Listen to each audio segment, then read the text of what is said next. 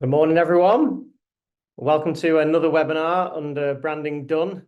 For those who haven't been before, these are 18 minutes. We time them. We try and make sure we land on 18 minutes. So they're quite fast and furious. So we'll get straight into the content. The whole point of this webinar is essentially about how we can work together. This is marketing roles and functions, and then designer and creative roles and functions. And how can we achieve a better relationship and work towards common goals? Because at the end of the day, we're all on the same team. We're just coming from different points of view, different experiences, different skill sets. But how can we make that a better experience? So some of the things we're going to cover, three main points really: where we believe the current problem lies, why those problems might arise, and then we've done a little bit of research into what designers wish marketers knew, and what marketers wish designers knew, which we'll cover towards the end. So first of all, I think it's important just to identify the difference in the two roles. So we've looked at a number of job descriptions. We've just put a couple here. And the important bit, I think, is the fact the two titles, one is graphic designer, one is marketing manager. Designer role mentions the word design 6 times in its job description. And the marketing manager role mentions marketing 5 times its job description, but neither mentions the other word. And I think as an industry, sometimes people can think designers do marketing, and other times marketing people do design. And for me, the two roles are separate roles. They work together, but they have very different skill sets. And I think these job descriptions kind of highlight the fact that there is that distinction. And I think we need to collectively celebrate the distinction rather than fall into the trap of believing we can do one or the other. So with that in mind, I'm a big believer that no idea is a bad idea to start with. So as many ideas as people can get down on the table, the more we've got to work with, the more we can identify something that's particularly strong, and then the more we can celebrate that as a collective. Also means anyone could come up with a good idea. It's not solely a creative job. Anyone in a marketing function come up with a great idea. Anyone in a creative function come up with a great idea. Equally, anyone in an organization can come up with a great idea. This phrase I like because it's basically saying no idea is a bad idea, so get your ideas out. But the other side to it is having no idea is a bad idea. So we have to have ideas and we have to have concepts rather than just do stuff. And creativity can come in many forms. You know, the word creativity doesn't necessarily mean design or drawing or art necessarily. Creativity could be anything, and in a process or in operations or in a HR function. It's about celebrating creativity across the organization rather than it being seen as some output that is done within the marketing function. And if we look at that a bit closer, going back to like an idea, a concept can be created by anyone, an idea could be created by anyone. On the left-hand side, we've kind of put a few things that I would say are more specific to marketing, and on the right-hand side, maybe things that are more specific to a design and creative role. But the key thing here is the concept needs to be worked on. As I say, anyone can bring that to the table, but it's getting together at the very start to shape the brief. You know, marketing people might be more focused towards the overall messaging. Who is the audience that we're trying to talk to? What would the delivery method be? And how are we going to measure anything we do and the success of that?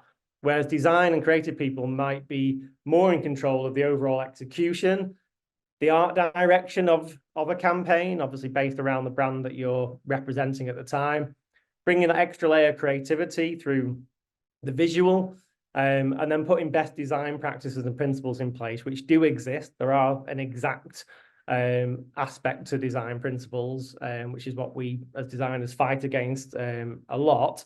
But both sides can work in harmony across these two things to make sure we're producing the best work. So as an example, we've taken one of our little slides from like a LinkedIn carousel. So this would be one of the first slides, let's say. And we see this happen all the time. And this is where, for me, the wrong people are doing the work. So this is a typical LinkedIn social post. And it could start like this with some rules applied, the type left aligned, there's some space to the right-hand side, the picture's got curved corners. All of these are part of our own guidelines that we like to follow. But over time, someone else comes along in a template, puts an image in, it's gone from a slightly wider image, the curved corners have disappeared. And then the lozenge at the top, someone adds more copy, the lozenge shape gets buckled and bent a little bit. And then over time, we start to degrade the asset. So even though you might think, oh, it's not massively changed, there's a lot gone on here, which makes the brand look weaker than it was when it first started. More content's been added, which is a common problem. Some of the rules of the grid have been broken. The image has obviously been shrunk in size. We've got hyphenated text on the right-hand side. We've got what you call a widow, so just one word at the bottom on its own. These are all the things that from a design perspective you would want to avoid. So it's kind of collectively looking at this and making sure we're reviewing the stuff that goes out. So some of the problems as to why what we've just shown you, which is a basic example, but why they might arise is it could just be a lack of budget. So from the top in the organization, the budgets have been shrunk. And so we've all got to work a little bit harder. It doesn't mean great design can't be produced. We've just got to understand what can be done within that new time frame.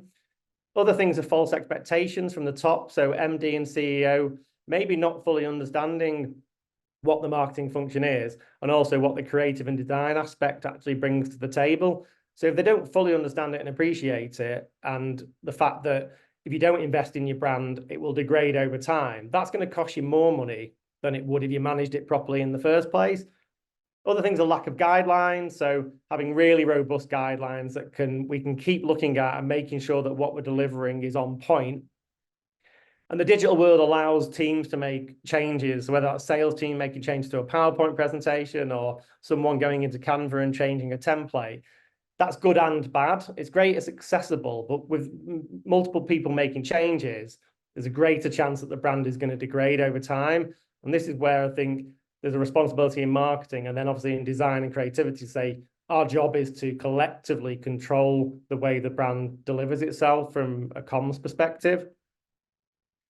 This comes down to things that you can produce as many templates as you like, and in an ideal world, they're managed well, but you actually need to look at brand management all the time. It should be a constant to make sure that the brand is, living and breathing the way that it wants to represent itself to the world.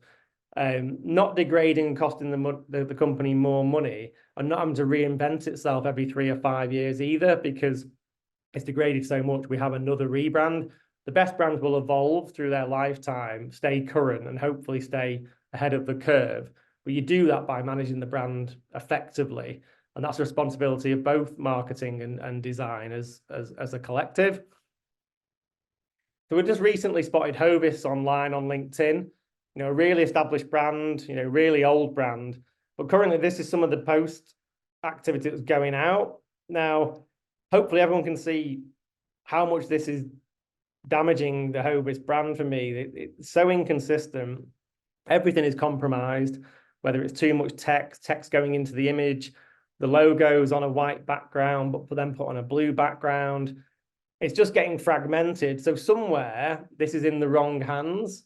It could be a designer, a junior designer that's getting no guidance from the marketing team, or there isn't anyone in the company with any design experience to shape it.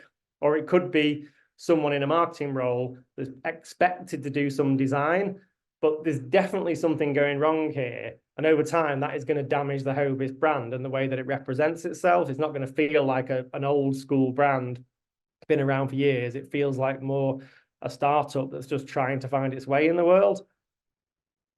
And the problem with this is, back in 58 and around that time, brands' average lifespan was about 60 years.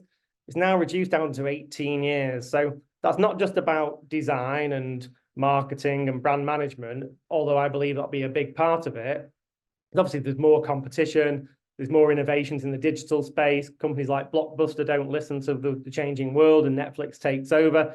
So there's more competition, but at the same time, if we collectively work together and manage the brand properly, we can buckle the trend on the 18 years, which has declined massively in that time frame, and help our brands that we work for to survive in a tough economy and a competitive landscape. And then that comes to other things like guidelines. Too many of us, I think, still have static PDF guidelines sat on a server somewhere, don't get referenced as often as they should do. And again, that'll degrade the brand over time. So we constantly push digital guidelines for our clients to say, why wouldn't it be in a browser? People work at home, in an office, they travel the world and work. Have everything readily available and accessible. It can be updated within seconds as well. You're actually downloading the actual asset instead of getting an old one off a server possibly. And it also allows you to show and celebrate the movement and the sound of a brand. Every brand has the ability to move and make a sound now. And having your guidelines in a browser shows you how that should happen. So you've got a better control over the whole of your brand. Again, it doesn't avoid some level of degrading your brand, because obviously people make changes and break templates. And this is where, for me, the designer and the creative people need to work with marketing to make sure that we're managing the brand properly and referring to things like brand values and guidelines as often as we can and making decisions based on that. So as we've said, the big part of this webinar is about the relationship between the two. We've done some research of what marketers said and what designers said, and there's some common ground, which is great. We've got a big blog post, an article that we're going to share afterwards along with this recording, so you can read through this properly. But some of the takeaways are things like marketers saying that patience is key, for designers to be patient with the marketing team, that they really want to give a clear brief so you don't have to rework something. They want to open up the journey and make it clear what's involved. So for designers not to be so secretive as to what can and can't be done. So marketers can understand when they ask for something, it isn't a 2-minute job. And these are the reasons why it's not a 2-minute job, because there's the steps and processes that need to be done to make sure that it's as good as it possibly can be. They want creative people and designers to hit deadlines. Obviously, that's the world that we live in. Deadlines are getting faster and faster. We need to be reliable and make sure that we're hitting those deadlines and that you can trust that the work will be done to run your campaign effectively, and that there's always good communication throughout the whole of that process, or a really close relationship between marketing team and their creative partners and designers, so that nothing is missed. And then from a design perspective, some of the key takeaways, again, a clear brief was really important to designers as well. So there's clearly a gap from time to time where the brief isn't as tight as it could be, probably all pressed for time and we're all rushing, but sitting down together to share that responsibility and create the brief is going to be beneficial to everybody. Make sure we identify what the problem is, why we're even doing what we're about to do, define that and question why. Also, check whether it is the right thing. Sometimes a brief can say we need this PDF. It might not be a PDF that you need. So allow the creative and design team as well to challenge the brief, not just the overall brief, but some of the actual execution, some of the deliverables as well. To open up communication, but not constantly chase. A designer will want time to think and make sure that they're delivering on the brief. So sometimes they need a bit of quiet time to get away and be able to do that. And things that are going to be better take time. Good things take time. So the earlier we can brief ourselves as a collective and make sure that the campaign and the deadline that we're working towards gives us enough time. And I know that's an ideal world, but we all want to get there where there's more time given to it. And the earlier that can be briefed, the better that we're all going to be able to deliver the project. And it's going to allow us to share things, get feedback, and then work together to the common goal and have that more harmonious relationship to make sure that we're representing the brand well and we're delivering on the results that we're expected to deliver upon from a business goals perspective. So quick bullet point, like I say, we'll send over a link of a video of this and a blog post as well. But marketers basically give the clearest brief possible, communicate the problem, tell them how you define success, communicate who the audience is, targets, goals. Try and not move the goalposts as well. Once the brief is defined, let's try and work towards that. Check in and have open conversation, but it's not a case of chasing constantly. And then be open-minded. Who'd have ever thought that a gorilla playing drums would have sold so many chocolate bars and increased 7% sales globally? But it did. sometimes creativity is not an exact science. Sometimes we've just got to say, we believe this is right. It's going to talk to our audience. Let's give it a go and go for it. And then we can test it and see whether we were right or wrong. What can designers do? So be creative, but within some parameters. Be patient, communicate the why we're doing this, what we're trying to achieve. Ask what is most important in the brief. Replay the brief back and make sure that we're all on board before we dive into something. And also question and challenge the brief, whether that's the broader brief or, as I said before, something very, very specific. So they're the top level takeaways that we've got feedback both from marketers and designers. There's a lot of overlap. This is about working closer together and making sure that collectively we produce the best work possible, something that we're proud of, but also to show the business that we represent that what we do drives the business forward and creates success. And the final bit for me is removing personal opinion. You know, I've done this for 26 years. This is a common problem. People say, I don't know whether I like it. And you go, it's not about you at the end of the day. It's not about the owner of the business. Personal opinion should be removed from both the marketing team and the design team. A designer can be guilty of saying this is trendy or this is cool or this is what someone else does, or maybe they like it. But that isn't the point. The point is, does it represent the brand values of the organization? Is it positioned effectively? Are we communicating to the audience that we're trying to sell to? All of the conversation should be around that, not whether I like it or not, because personal opinion isn't really that relevant in this situation. An opinion based on what we're trying to achieve is important. So I'm a big believer we need to remove personal opinion, work together and understand the brand that we're representing and the audience that we're trying to talk to. And then finally, as we hit 17 minutes with a minute to go, as part of this and attending today, we're kind of putting a challenge out to people, really. We don't normally offer a 10-hour trial of the agency. We normally engage with our clients with like 30 or 50 hours per time, so we can actually work closer together. But for anyone who's listening in or has seen what we do, or maybe is enjoying some of the narrative that we're putting out there, and maybe this webinar, we're offering the opportunity to engage with us with a 10-hour opportunity for us to kind of prove our worth and prove that some of the points that have come out in this webinar are the things that we believe in and deliver upon. So Amy's going to share in the chat a link to a contact form. If it's something that interests you, you think there's probably a few things I wouldn't mind trialing and I think that could be improved, or you want it taken off your hands or off your desk, then feel free to give us a try. We've just hit the 18-minute mark, so it goes fast. Thank you for your time. Hopefully you've got something out of that. Amy will follow up and we will see you on the next one.